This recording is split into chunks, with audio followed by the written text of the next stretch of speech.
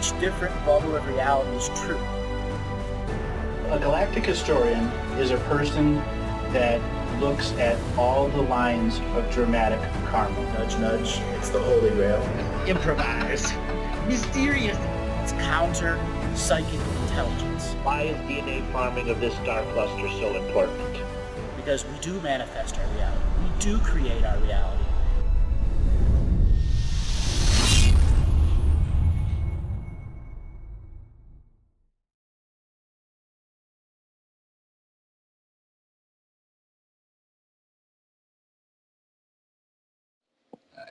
Well, how about I'll set it up and I'll just say we've been hanging out because you're having a break, and then you gave me an update of something that's going on. So today is the Lion's Gate. Did you feel any Lion's Gate energies? Last night, yeah. What did you feel?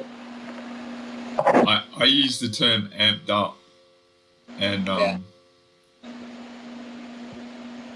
for myself,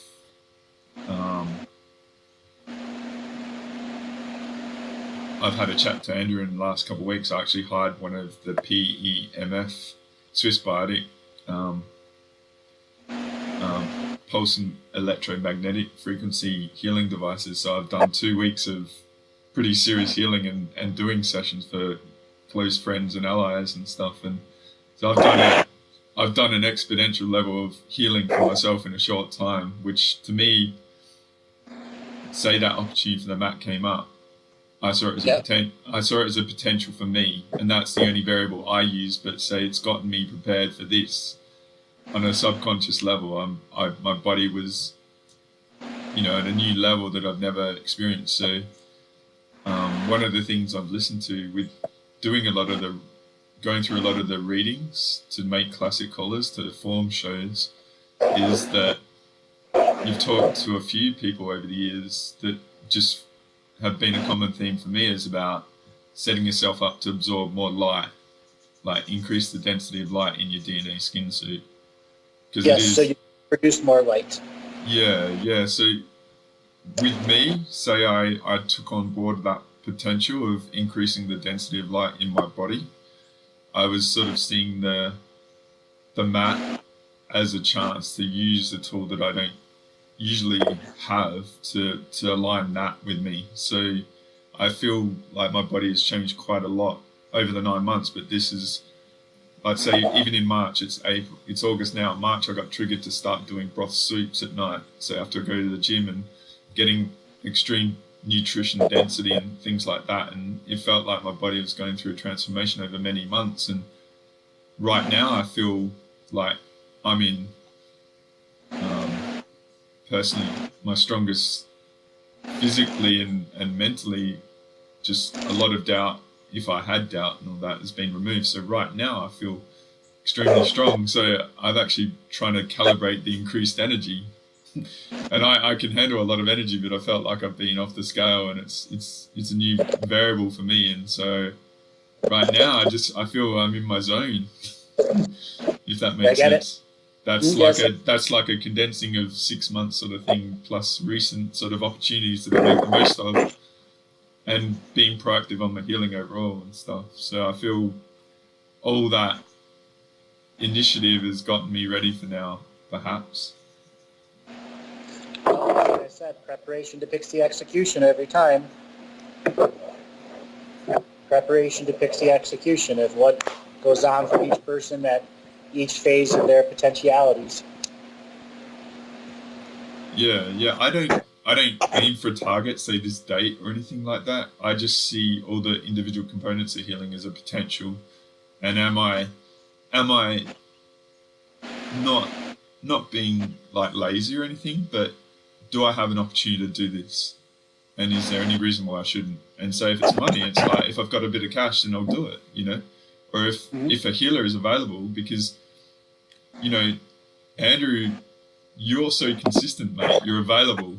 It's like you're a spiritual beefcake that you can just maintain yourself. But a lot of high-end healers, they really struggle to be available, So to me, when a healer is up for it, like one of my healers in my city last year, I was doing a lot of healing. She's a Reiki master and she's awesome, but she's had a baby, so she's not available.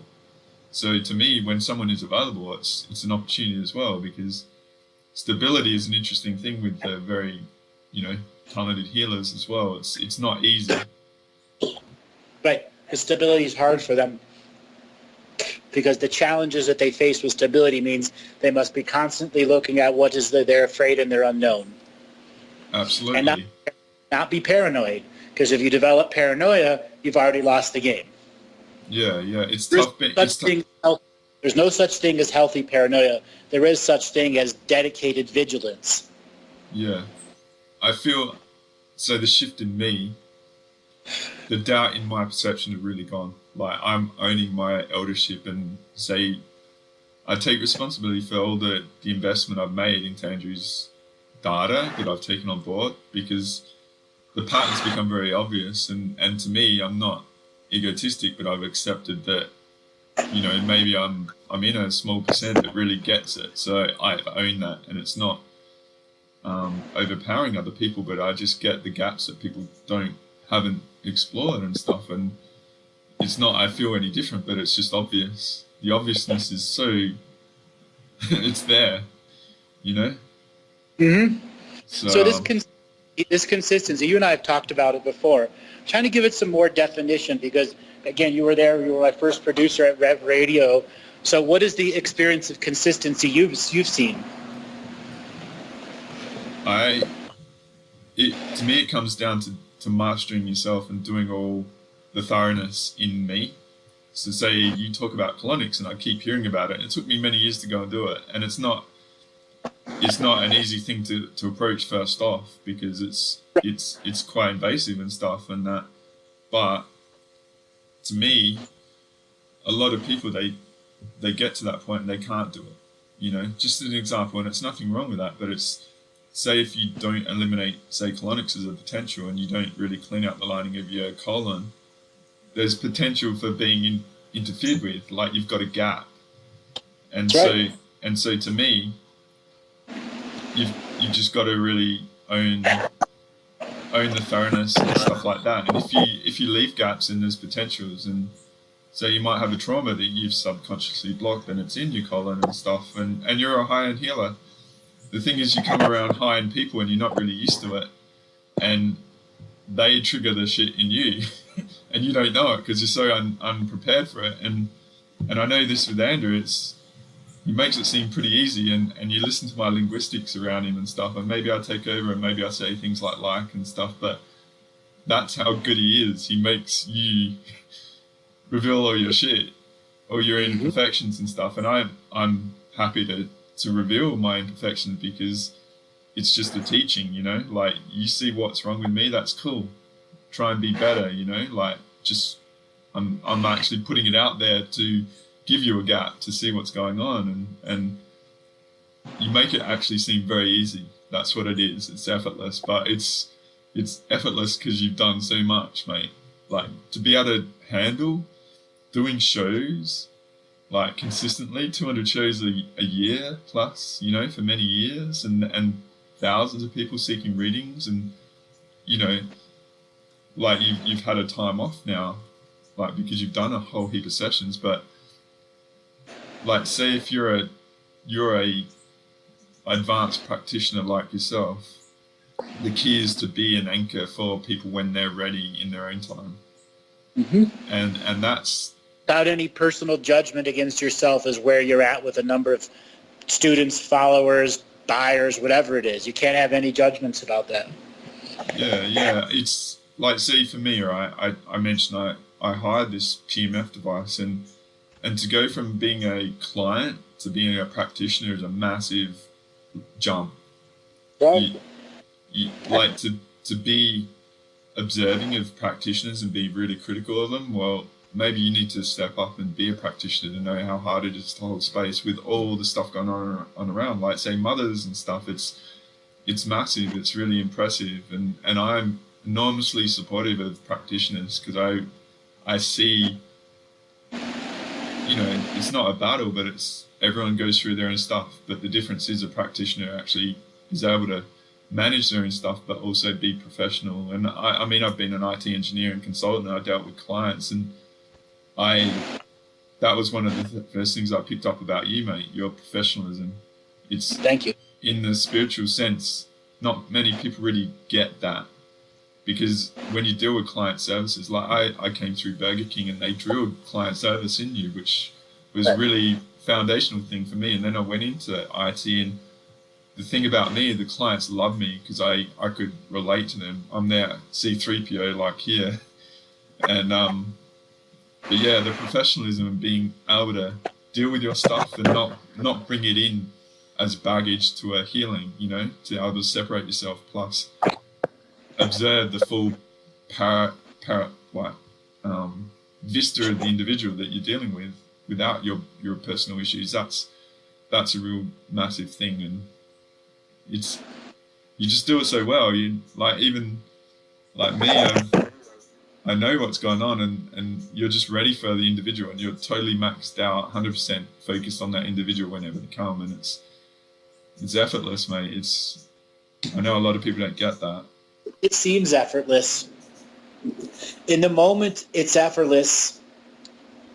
No, hold on, let me redefine that. There are times it's not effortless based off of how tired I am. Like, there are times that I've had to do shows where, you know, I did CEO stuff in the morning, sessions in the before and after lunch, recordings in the afternoon, or a live radio show in the evening. That was a really common Tuesday, Thursday, Saturday for me for many years. Those were some tiring days, and there was effort there. And then there were times that it was completely effort because the subject matter was so needed at the time. Yeah. Subject matter was so needed at the time. And then when I'm in those real powerful zones, when I say effortless, I mean effortless. It's not looking for thoughts or structures. It is, the language is pre-assembled in there, is what I call the precognitive workforce. Mm. Mm.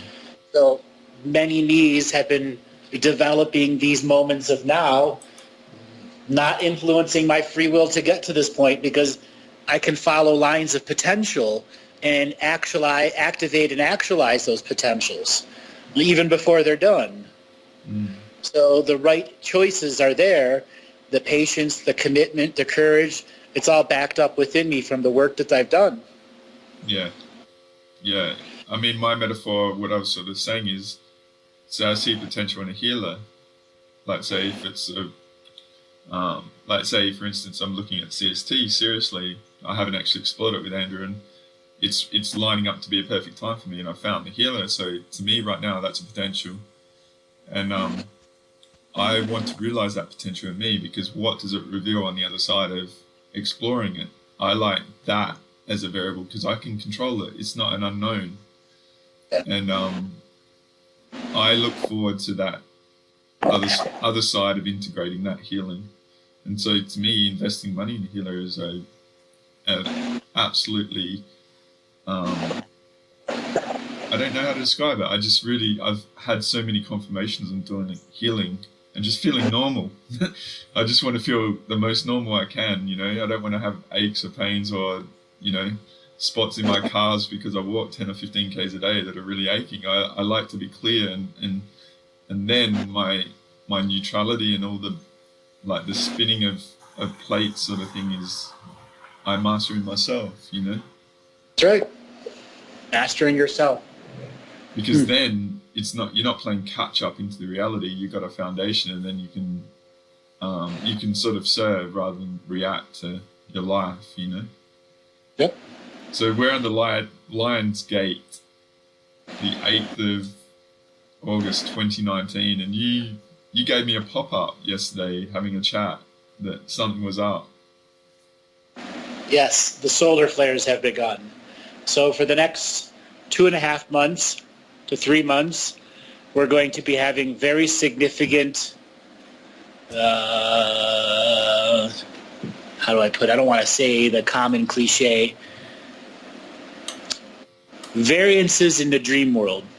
As the amount of solar flares comes, and those that are prepared precognitively prepared for solar flares will have rapid advances in their spiritual experiences.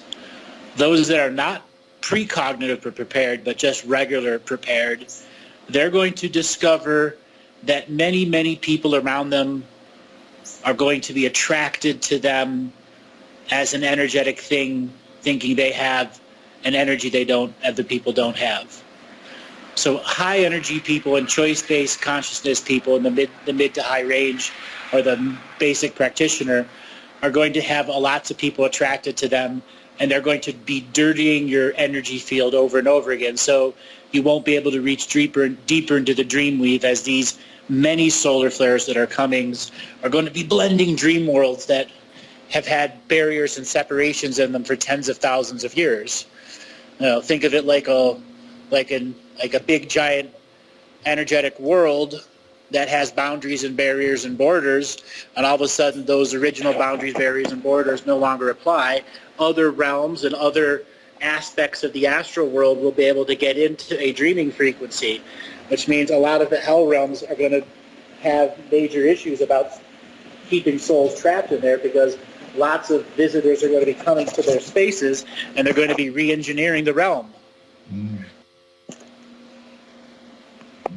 So like soul shards that might be trapped or whatever. Yeah. Because I have had a consistent theme of soul shard sort of healers and stuff. So I've actually in the process of making a second show about soul shards, which will be interesting. But yeah, I get it.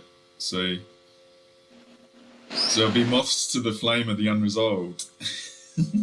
Yes, so those that are in the practitioner format and knowing that these energies are going to be attracted to you, how do you avoid it and yet deal with it at the same time? It's the ever-evolving enigma and conundrum of being an ever-awakened person in a modern world, where the modern world's constantly attracting the mediocre factor to you that's using the dirty energy underwear.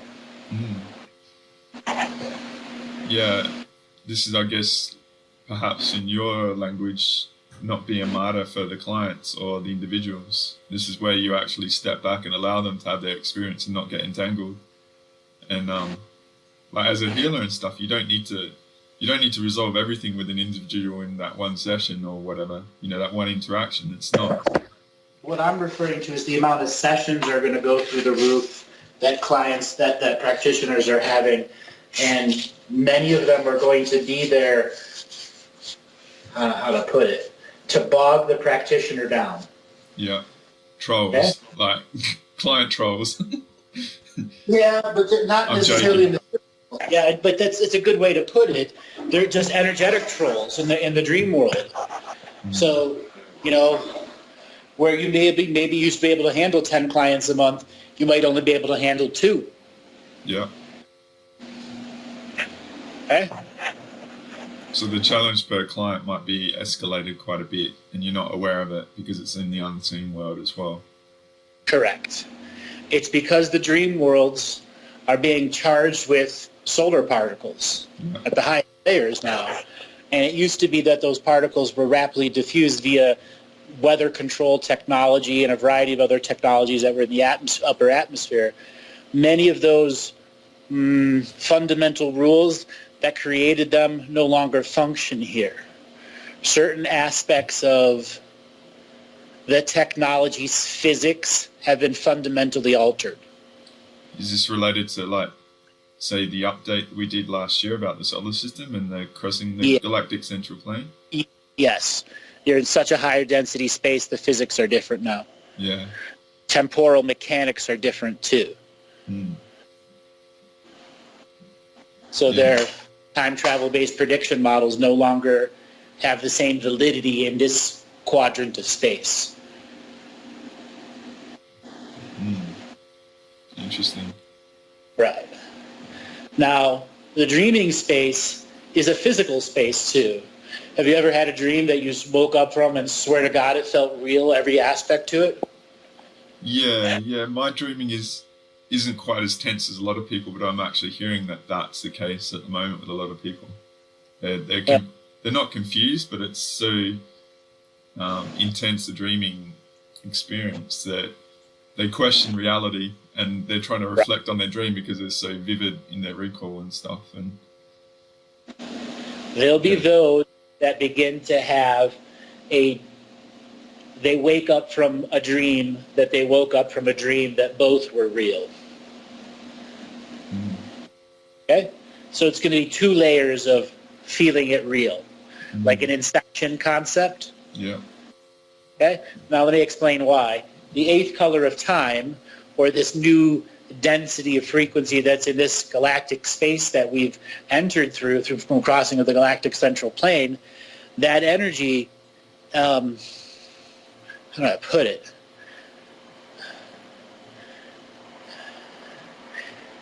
It has another vector factor of movement to it. Like, it can operate in consciousness and reality at the same time and not be consciousness and reality at the same time.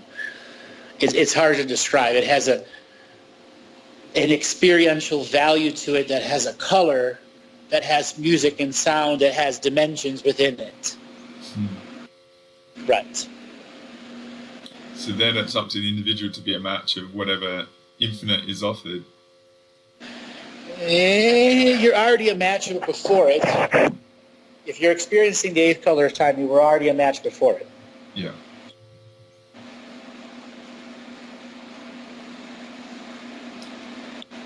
So it's like, I'll use my simple terms, the density of volume of stuff in the light is increased, perhaps.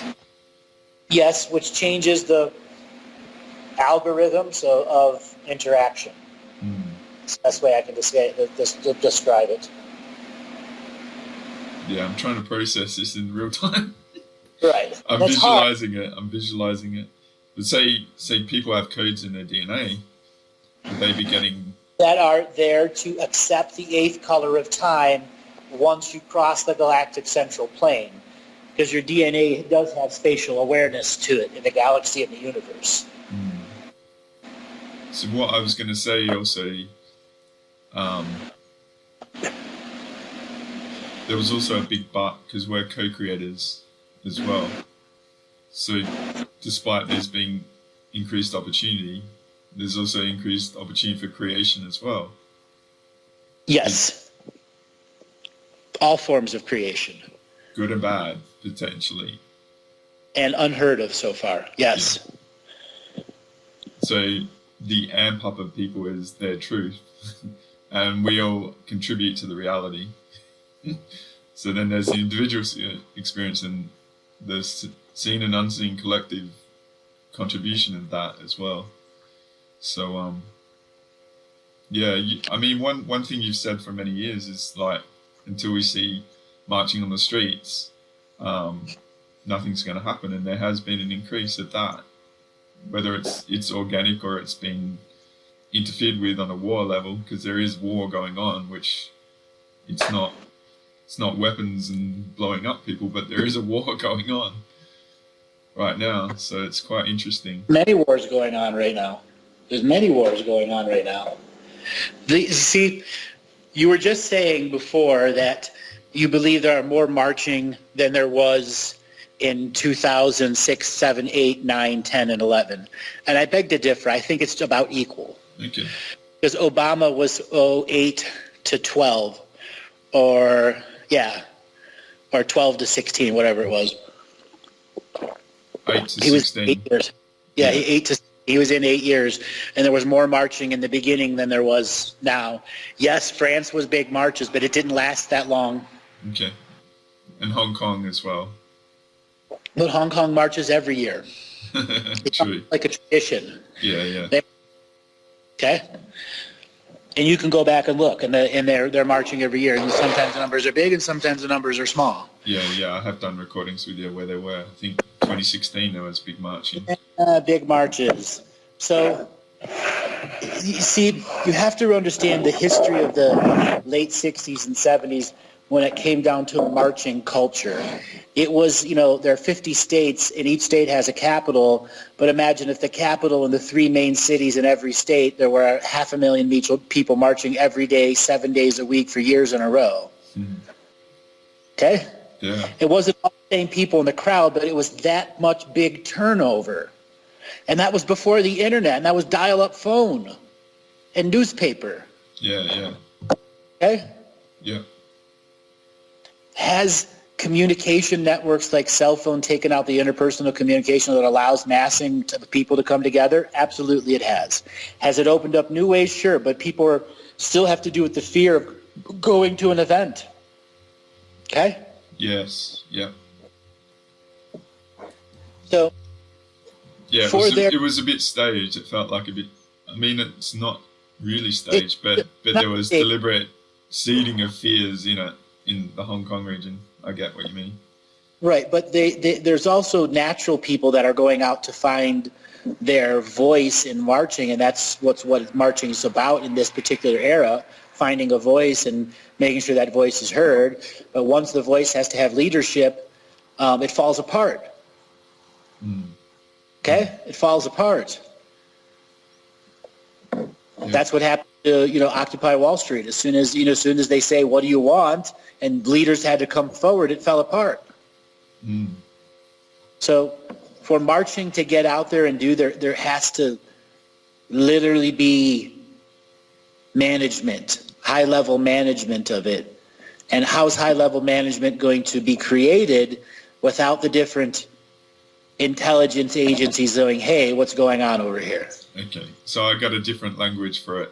So say maybe the marching that, say, I've sort of perceived is within the narrative itself, the global narrative sort of structure.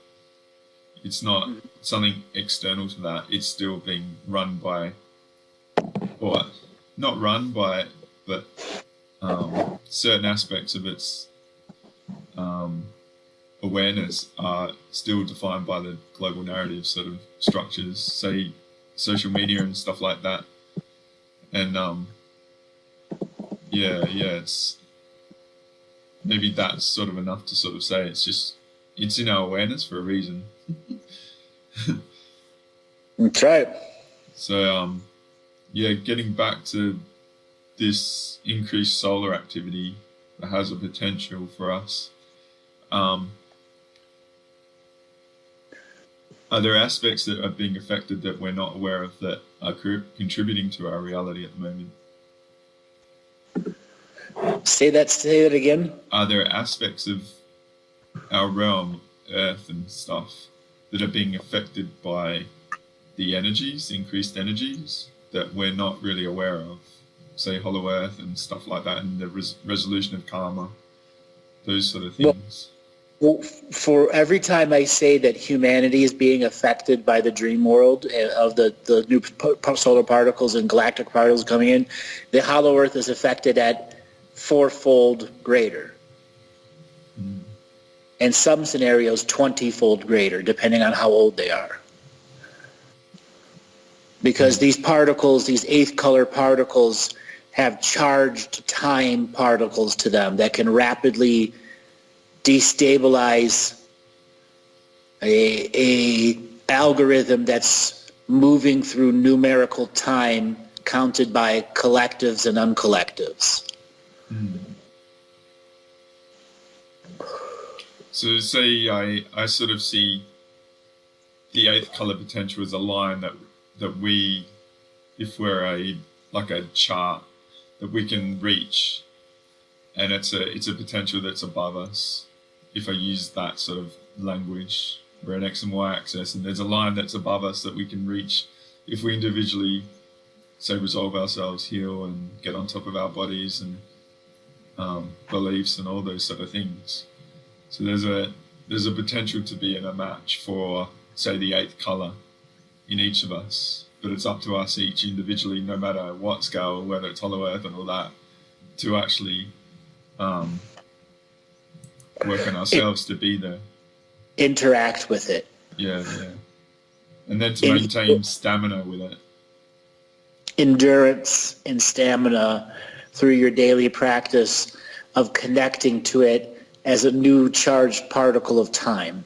And I'll bring up one thing that you mentioned to me maybe a few weeks ago.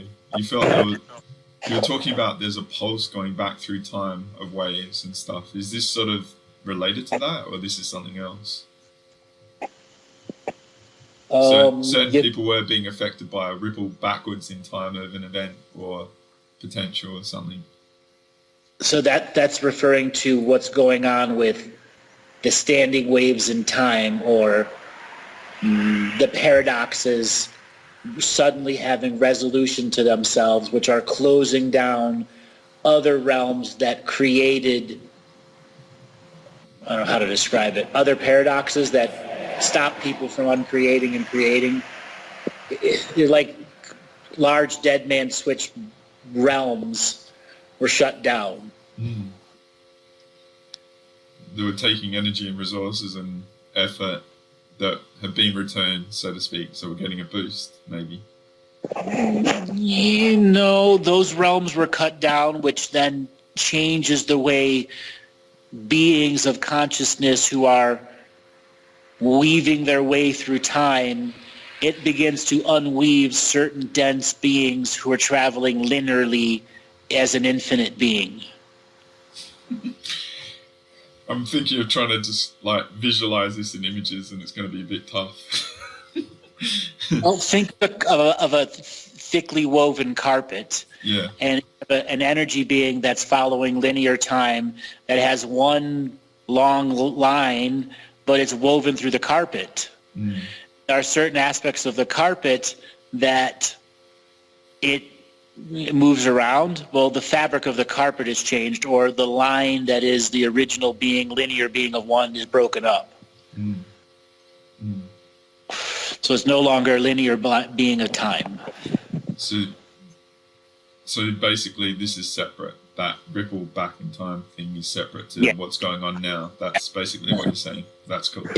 It's something that's been going on since 2008. This is why the Mandela effects are starting to suddenly become popularized. Yeah. Yeah.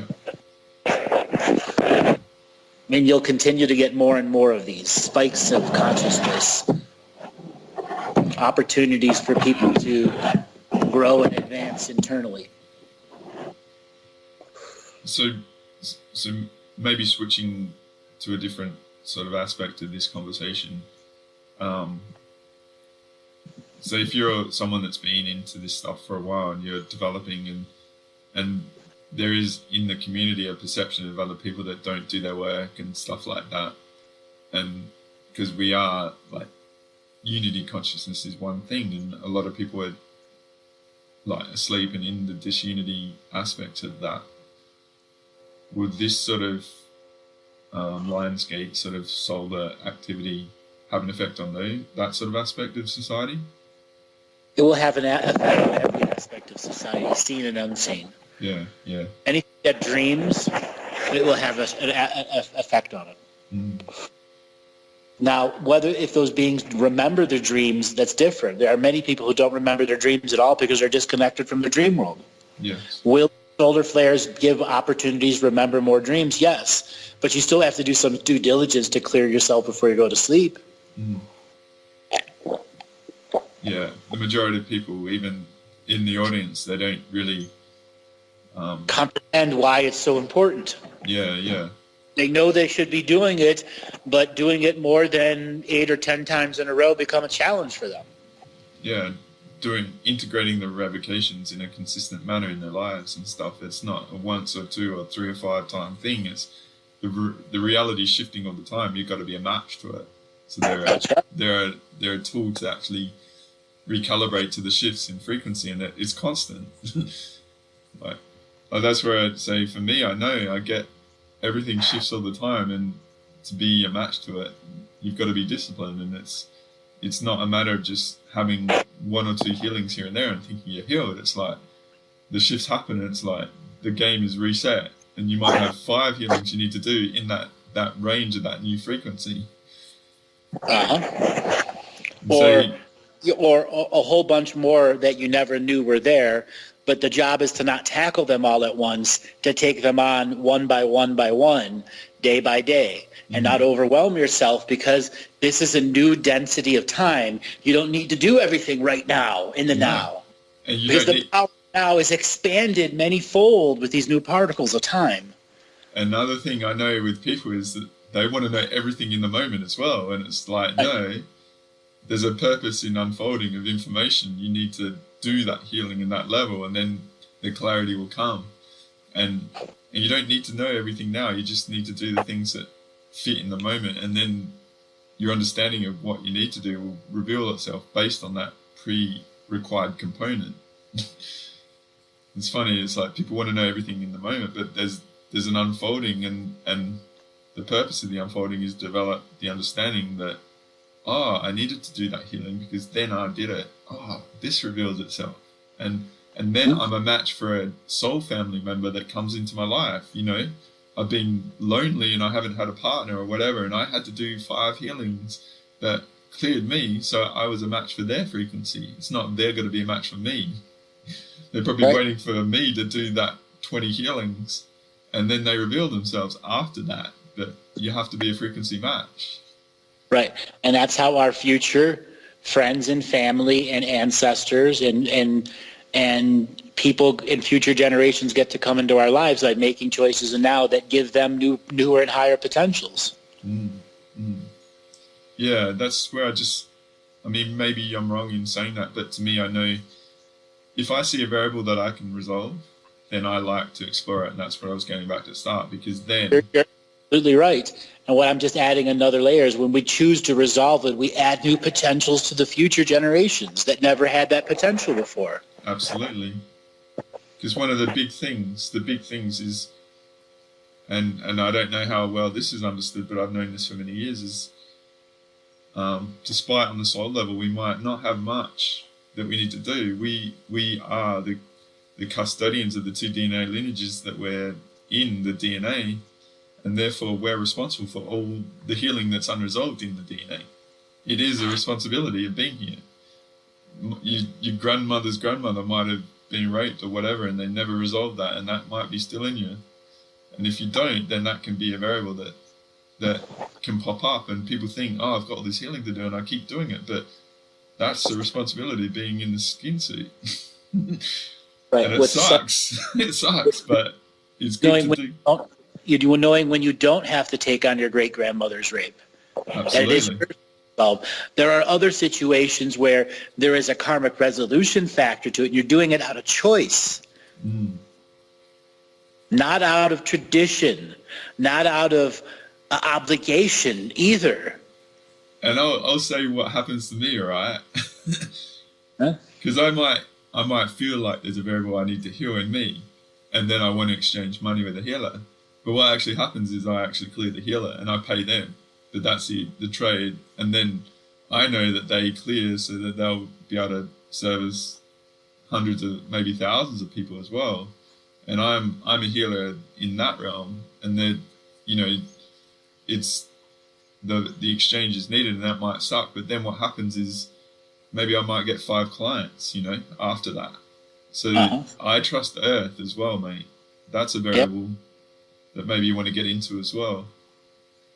So that variable, we are creating it all. And sometimes we are creating it all means we are creating it all so everyone else could have a greater experience too.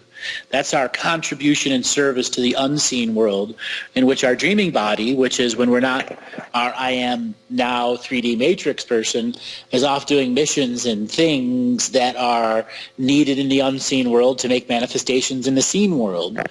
Everything that goes on in your seen world has an unseen value to it. All the traffic that you've been through has something to do with the dreams before and after. Because we're all regular people, and you're 1 degree of separation that adds something to your living algorithm, seen and unseen. Yeah. I mean, I use the reality rules, such as energy exchange, as a component that we operate by. It's not I don't agree with money, and I'm not gonna value this person because I don't agree with money. it is the rule of the reality we're in. So energy exchange is a foundation.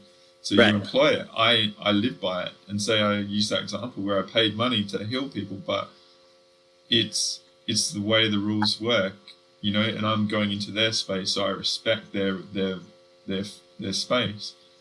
But every time you heal someone, you do get healing, you know? And maybe you've got the talent, you've got the skills, and say you've invested so much time, say in Andrew's data, which the level of responsibility you have is very high. And it's not an ego thing, it's just you've taken on that challenge and developed yourself. So you are aware, because I know the majority of people, even the healers, aren't really that aware of the unseen aspects, you know?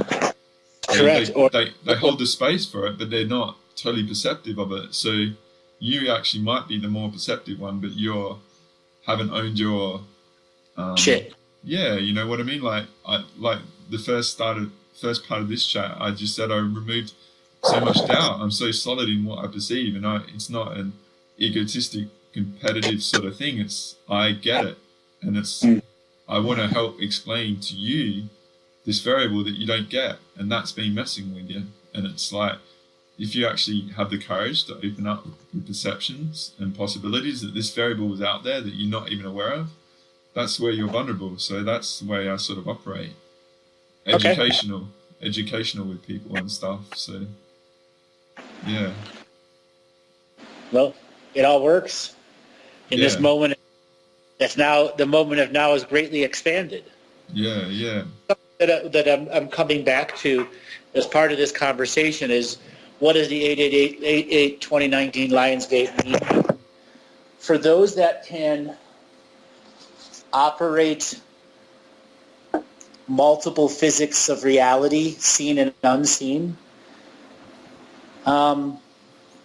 there's going to come a new art form of mixing seen and unseen that is totally unprepared for by the system of domination and control. Okay. So we've talked about, these missions that our dreaming selves do. People have dreams that they break into buildings, free people, they're being hunted, or they're escaping realities and watching things collapse. A lot of that has a real value to it. And there's a visual process in that dream that's indicating to you that something is rapidly happening that's changing the fundamentals of your dreaming space, and it can have direct impact on your physical world. Well, as people begin to have these deeply missionary-based dreams, mission dreams, their physical realities are going to be having similar themes and concepts reveal themselves. Okay. The reality will reveal it. The reality will reveal it. Yeah, a lot of people, I think this is happening in a lot of people. They're owning their power and their perception. But I still feel a lot of people don't feel that they're worthy of doing the work as well. Is that something that's going on? No, it's not worthy of doing the work. They're worthy of doing the work. They aren't courageous enough and committed enough, because that has been bred out of them for 3 generations. Yeah. It's like, say people have been martyrs and they've been hung and stuff, and they've got the trauma of not wanting to step up and stuff. And just being in war, drafted for war. How many more times do I got to go to war? The soul time. And that's part of the weaponization of freedom. Yeah. But it's not an ego thing or anything. This is where I sort of was saying about me. I've accepted where I'm at. And I feel a lot of people can accept that level of responsibility in themselves, and they are the elder of this era. And once you do that, what potentials open up when you solidify yourself in that position. Yeah. And I feel a lot of people have that as a potential, and a lot of people don't want to be the teachers, they want to be the students, Well, there's a lot of students who believe they're the teachers too, and that's an unfortunate scenario we have now. Yeah. And that's so many times when people go, why does these updates sound so similar? It's because there are people that have stepped up to the plate but don't have many of the fundamental coping skills to stay and do that. Yeah. They just don't have the staying power behind them. And they won't have the staying power until they've had a daily practice that's gone a couple of years. Yeah. Like, say, doing salt bars and stuff like that, you know? Whatever it is, a daily clearing practice. Yeah. A daily clearing that you've got to be due diligent to yourself about. Yeah. I mean, one thing I've done for many years, and maybe you want to talk about this as well, is that, say, for my existence, it hasn't been very comfortable. So I haven't had like a real, like, say, a palace or anything to have a space that's safe and stuff. I've actually gone on and accepted that and tried to make myself as strong in all variables. Like, say I was an IT engineer and I had to go out to client sites, and the variables of the client site are unique and you might not be familiar with them, but you can still operate how you operate no matter what, if you get really solid in yourself. And you know, you have to actually put yourself into challenging situations to test yourself. You know, you have to develop those muscles of resilience no matter what's going on, and I feel that's a really powerful variable about people, you know. It is. And testing those muscles of resilience is something that everybody's got to do on their own. And if you don't regularly test those muscles of resilience, it's very easy to pull a muscle when the resilience is needed. Absolutely. You're not even aware you need a level of strength that, because I've got this attitude that, say, if you're influenced and stuff, like, your line might be linear, but if you imagine a triangle and you're perceptive on a linear level from that higher point, and there's aspects that just wait for dips, you know, and then they compound the dips, and you're not ready for handling a dip. And then, say, going back to the early stage of this conversation where like practitioners might get all these clients that are all messed up. It might be waiting for a crack in your dam, and then all these messed up clients come, compound the issue, and then you smash, and then you're out. You've got to sort yourself out. You know, you're not ready for it. So, I like to really continually test my energy fields and stuff like that. I don't know how to explain how do people do it, but it's an instinctive thing. It's like, say, you might go without food for a couple of days and just see how you can go in public, you know, stuff like that.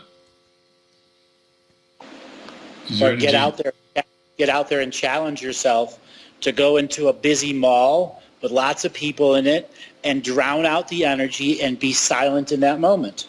Yes. Okay. You talked about writing in a food court and stuff. Right.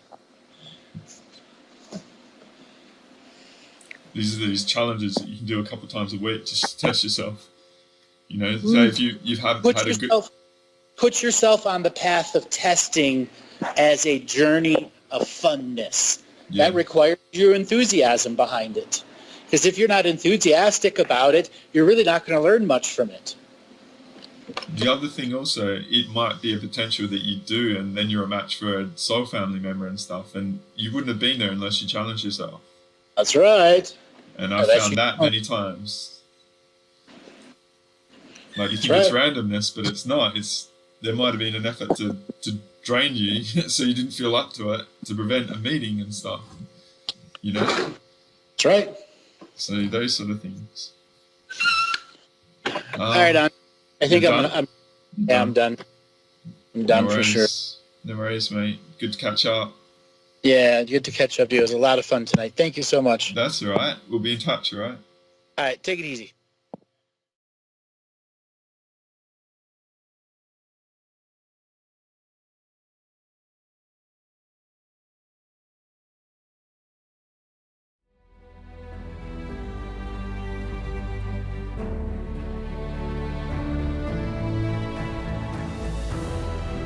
Each different bubble of reality is true.